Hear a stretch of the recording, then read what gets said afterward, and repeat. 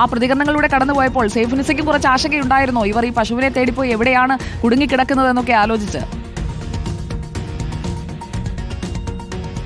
തീർച്ചയായും നമ്മൾ ഇന്നലെ രാത്രി ഈ വാർത്ത കേട്ടപ്പോൾ തന്നെ നമുക്ക് ഒരു ആശങ്ക തോന്നി. 3 സ്ത്രീകൾ കുട്ടമ്പുഴയിലെ കാടിനുള്ളിൽ എങ്ങനെ ഇവർ അതിജീവിക്കും? ഈ രാത്രി തന്നെ ഇവരെ കണ്ടെത്താൻ പറ്റുമോ? ഏത് ഭാഗത്ത് അന്വേഷിക്കും? കാരണം വലിയ കാടാണ്. അതായത് ഈ കാട് ഇങ്ങനെ ഓരോ ജില്ലകളായി ചേർന്ന് കിടക്കുന്ന, അങ്ങനെ പടർന്നു പോകുന്നൊരു കാടാണ്. അപ്പോൾ ആ കാട്ടിൽ ഏത് വഴിക്ക് വേണമെങ്കിലും പോകാം. എങ്ങനെ ഇവർ തിരിച്ചെത്തും? ആരിവരെ കണ്ടെത്തും? എങ്ങനെ ഇവർ ഈ രാത്രി അതിജീവിക്കും എന്നൊക്കെ ഞാൻ ഇന്നലെ ആലോചിച്ചിരുന്നു. ഇന്ന് രാവിലെ ഞാൻ എത്തുമ്പോൾ ആദ്യം ഞാൻ ഈ വീട്ടിലേക്കാണ് വരുന്നത്. മായയുടെ വീടാണിത്. മായയുടെ വീട്ടിൽ മായയുടെ അമ്മയിൽ നിന്നാണ് ആദ്യം പ്രതികരണം എടുക്കുന്നത്. ആ അമ്മ പൊട്ടിക്കരഞ്ഞുകൊണ്ടാണ് പറഞ്ഞത്. അപ്പോഴും നമ്മൾ അമ്മയ്ക്ക് പറഞ്ഞൊരു വാക്ക് പ്രതീക്ഷയുണ്ട്, വരും, വെട്ടം വീഴട്ടെ എന്ന്. വെളിച്ചം വീണ് കഴിയുമ്പോൾ വരുമെന്ന് ഈ പ്രദേശവാസികൾ ഒന്നടങ്കം വിശ്വസിച്ചിരുന്നു. ആ വിശ്വാസങ്ങളെല്ലാം തന്നെ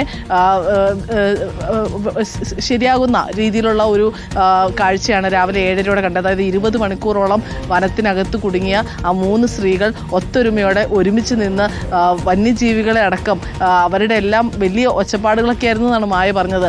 രാത്രിയൊക്കെ കടുവയുടെ ആണോ പുലിയുടെ ആണോ എന്താ ശബ്ദം കേൾക്കുന്നതെന്ന് മനസ്സിലാവുന്നില്ല. ആനയുടെ അലർച്ചയുണ്ടായിരുന്നു. ഇത്തരം ശബ്ദങ്ങളൊക്കെ ഉണ്ടായിരുന്നപ്പോൾ ഇവർ 3 പേരും കൈ പിടിച്ച് ആ പാറയ്ക്ക് മുകളിൽ കയറി ഇരുന്നു. വെളിച്ചം വീണപ്പോൾ താഴേക്ക് ഇറങ്ങി വന്നു. അങ്ങനെ വരുന്ന വഴിക്ക് മകനെയും ഒപ്പം തന്നെ തങ്ങളെ തേടി എത്തിയ ഈ സംഘാംഗങ്ങളെയും എല്ലാം കണ്ട് അപ്പോഴാണ് ആശ്വാസമായത്. അപ്പോഴും മായ പറയുന്ന കാര്യമുണ്ട്, ഇവർ നമുക്ക് പഴം തരുന്നുണ്ട്, വെള്ളം തരുന്നുണ്ട്, പക്ഷെ അതൊന്നും കുടിക്കാൻ തോന്നുന്നില്ല, കഴിക്കാൻ തോന്നുന്നില്ല.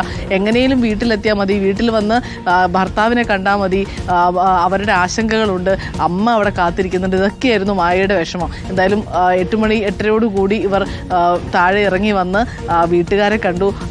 വീട്ടുകാരെ മാത്രമല്ല ഇവർ കണ്ടത്, ഒരു നാടിനെ മൊത്തമാണ് കണ്ടത്. അതായത് ആ നാട്ടുകാർ മുഴുവൻ ഇവർ വരുന്ന ആ വനം പ്രദേശത്തേക്ക് കയറുന്ന ഭാഗത്ത് എല്ലാവരും കൂട്ടം കൂടി നിൽക്കുകയായിരുന്നു. അവരെല്ലാവരും കണ്ണീരോടെയാണ് ഇവരെ സ്വീകരിച്ചത്. അതായത് ആനന്ദ കണ്ണീർ എന്നൊക്കെ നമ്മൾ പറയില്ലേ, ആ കണ്ണീരോടെയാണ് സ്വീകരിച്ചത്. ഇപ്പോൾ പോലും ഇവർ ഇന്ന് രാവിലെ ഞാൻ കണ്ട വീടല്ല ഇത്. ഇപ്പോൾ പോലും ഇവർ സന്തോഷത്തോടെ ചായയും ബിസ്ക്കറ്റൊക്കെ കഴിച്ച് വട്ടം കൂടിയിരുന്ന് വർത്താനം പറഞ്ഞ് നമ്മൾ ആ വഴിക്ക് പോയിരുന്നെങ്കിൽ കാണുമായിരുന്നു, ഈ വഴിക്ക് പോയാൽ കാണുമായിരുന്നു എന്നൊക്കെ പറയുന്നുണ്ട്. ഇപ്പോൾ ഇവരാരും ഇവിടെ ഇല്ല. മായയും ഡാർലിയും പാർക്കുട്ടിയൊക്കെ ആശുപത്രിയിൽ പ്രാഥമിക ചികിത്സ തരാൻ വേണ്ടി പോയിരിക്കുകയാണ്. അവരെ കാത്തിരിക്കുകയാണ് ഇവരുടെ വീട്ടുകാരെല്ലാവരും. ഏതായാലും അല്പസമയത്തിനകം ഇവർ എത്തും എന്ന ഒരു പ്രതീക്ഷയാണുള്ളത്. അപ്പോൾ അതിനിടയ്ക്ക് ഈ മായയുടെ നാത്തൂനുണ്ട്. മായയുടെ നാത്തൂൻ ഭർത്താവിൻ്റെ ചേച്ചിയാണ്. ചേച്ചിക്ക് ഒരു സങ്കടം പറയുന്നുണ്ടായിരുന്നു. ചേച്ചിക്കൊരു നന്ദി പറയാൻ പറ്റിയില്ല എന്ന്. അപ്പോൾ ഞാൻ ചേച്ചിനൊരു നന്ദി പറയാൻ വിളിക്കുക. ഇത്രയും ആളുകളൊക്കെ ഞങ്ങൾക്ക് വേണ്ടി വന്നതല്ലേ, എന്നിട്ട് എനിക്കൊരു നന്ദി പറയാൻ പറ്റിയില്ല, ഞാൻ മറന്നുപോയി അത് പറയാമെന്ന് പറഞ്ഞു. അപ്പോൾ ഞാൻ പറഞ്ഞു, ഞാൻ എന്നെ ലൈവ് വിളിക്കുമ്പോൾ ഞാൻ പറയാട്ടോ ചേച്ചി എന്ന് പറഞ്ഞു. ലീല ചേച്ചി നന്ദി പറഞ്ഞു. ഇന്നലെ ഒരു ഉച്ചയോടും അടുത്ത് ഞങ്ങളുടെ സഹോദരിമാരെ കാണാതായതാണ്. അന്നേരം തന്നെ ഞാൻ വൈകിട്ടോടുകൂടി എല്ലാ സ്റ്റേഷനിലും എല്ലായിടത്തും എല്ലാവരെയും അറിയിക്കേണ്ട മെമ്പർമാരെ എല്ലാവരെയും അറിയിച്ചു. എല്ലാവരും വന്ന് സഹകരിച്ചു. ഫോറസ്റ്റിൻ്റെ ഭാഗത്തുനിന്ന്, പോലീസിൻ്റെ ഭാഗത്തുനിന്ന്, നാട്ടുകാരെ, സ്വന്തക്കാരെ, ബന്ധുക്കാരെ, അയൽവക്കംകാരെ, പാർട്ടിക്കാരെ, എല്ലാവരും, ചാനലുകാരെ എല്ലാവരും വന്ന് ഇന്നലെ രാത്രി തുടങ്ങി ഞങ്ങൾ ഈ സമയം വരെ, ഈ 10:10 ആ സമയം, ഈ സമയം വരെ ഞങ്ങൾക്ക് വേണ്ടി ഞങ്ങളോടൊപ്പം നിന്ന് സന്തോഷത്തിലും ദുഃഖത്തിലും പങ്കുചേർന്നതിലും ഞങ്ങൾക്ക് വളരെയേറെ നന്ദിയുണ്ട്. എല്ലാവരോടും പറഞ്ഞറിയിക്കാൻ പറ്റാത്ത രീതിയിലുള്ള നന്ദി ഞാൻ അറിയിക്കുകയാണ്. ആരെങ്കിലും ഈ ഭാഗത്തു നിന്ന് വിട്ടുപോയിട്ടുണ്ടെങ്കിൽ അവർക്ക് എല്ലാവർക്കും ഒരിക്കൽ കൂടി നന്ദി പറഞ്ഞുകൊണ്ട് ഞാൻ ഞങ്ങളുടെ സന്തോഷം പങ്കുവയ്ക്കുകയാണ്.